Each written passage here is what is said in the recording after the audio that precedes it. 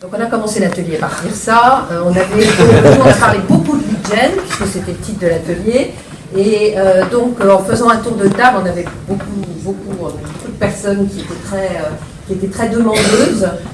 En faisant un tour de table, les deux premiers sujets, les questions qui sont posées, c'est effectivement la définition d'un lead, j'en vais revenir, et surtout à qui il doit appartenir, et le transfert entre le marketing et le commercial, hein, donc beaucoup de sujets là-dessus, beaucoup de questions là-dessus.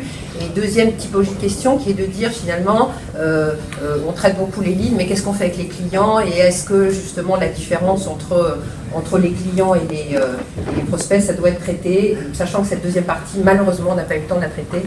Donc on s'est dit qu'on se retrouverait tous, on a tous envie de se retrouver pour continuer. Voilà, donc comme l'expliquait Sophie, on s'est rendu compte déjà dès le début qu'on avait un panel assez différent de personnes. Des personnes venant d'entreprises avec des cycles de vente peut-être plus rapides, en mode SaaS, où l'engagement client est très important pour générer l'adoption, notamment notre ami de Orange, Jean-Pierre Savy. De l'autre côté, des personnes avec des cycles de vente peut-être plus longs, plus complexes, avec des dimensions d'entrée dans le pipeline qui étaient différentes de celles qui travaillaient en mode SaaS. Le premier point sur lequel on s'est mis d'accord, c'est quand même qu'est-ce qu'un lead. C'était assez clair que pour tout le monde, un lead, c'était un suspect, quelqu'un qui fait un signe et qui dit « voilà, c'est moi, j'existe ». Maintenant, là où la discussion était intéressante, c'est qu'on s'est rendu compte que dans la discussion avec les commerciaux, dans le passage au lead, le lead, il n'a plus la même définition, parce que pour quelqu'un, un lead va être un lead en or, et pour un autre, ça va être un lead pourri.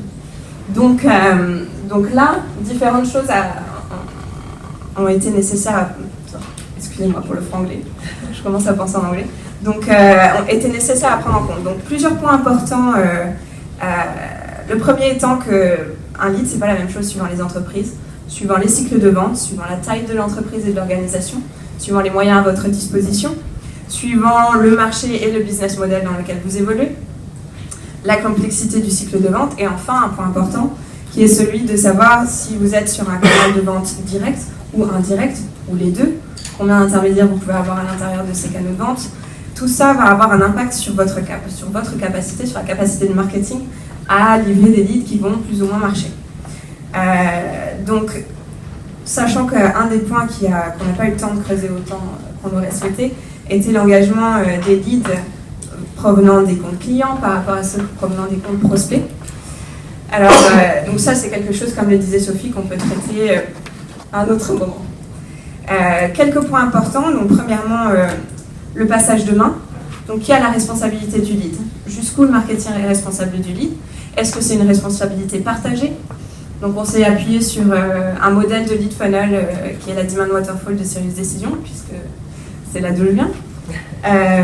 C'est un modèle qui reprend en fait les différents passages de main, de l'entrée du lead dans le funnel jusqu'à l'arrivée au commercial, jusqu'au closing. Alors, une des questions qu'on nous a posées, c'était est-ce que le marketing est responsable jusqu'au bout ou pas? Donc, une des réponses. Et comment on paye versus comment on paye les commerciaux. Voilà. Donc, la question de la compensation. Est-ce que vous allez payer vos équipes marketing sur leur contribution au pipe, sur leur contribution aux revenus? Est-ce que vous êtes en mesure de traquer jusque-là aussi, suivant les canaux de distribution, encore une fois?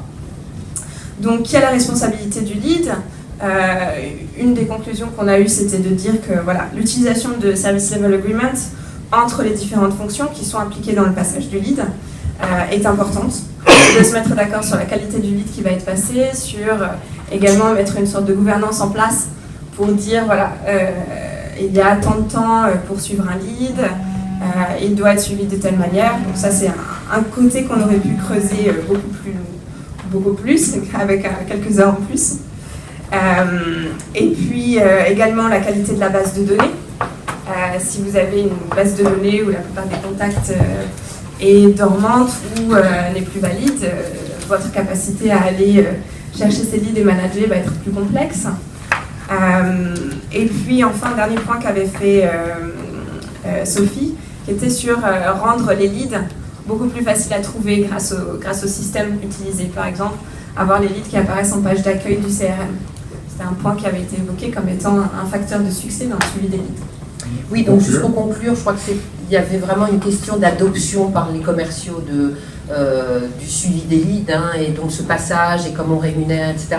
Et donc il faut effectivement donner, moi ce que je pensais c'était vraiment de donner la même jouissance du digital aux commerciaux, c'est-à-dire que si jamais leurs prospects ou leurs opportunités ou autres rentrent dans le funnel ou téléchargent ou cliquent sur un email, etc., tout de suite ils le voient et donc ça donne prétexte à rappeler ce prospect en question et donc ça donne une espèce d'addiction et ça marche dans un certain nombre d'entreprises, parce qu'on a eu des questions en disant mais vous êtes sûr que ça existe et que ça marche, et la réponse est oui, ça marche, donc il faut le faire.